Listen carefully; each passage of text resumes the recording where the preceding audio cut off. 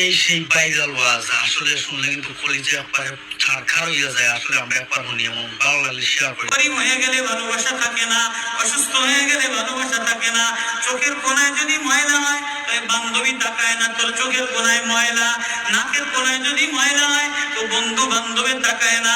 এখানে যদি একটা ফোড়া হয় তো বন্ধু বান্ধবী তাকায় না। ভালোবাসা মিলান হয়ে যায়, অভাবে পড়লে ভালোবাসা মিলান হয়ে যায়, অসুস্থ হয়ে গেলে ভালোবাসা মিলান হয়ে যায়।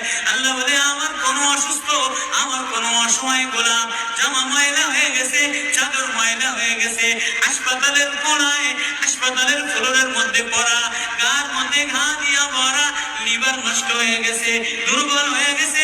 ওইখানে ডাক্তারও তার দিকে তাকায় না, ধনীরা তার দিকে তাকায় না, এমপিরা তার দিকে তাকায় না, কোনো মুফতিও তাকায় না, কোনো পীরেও তাকায় না, পীরেও গরিব মানুষের দিকে তাকায় না।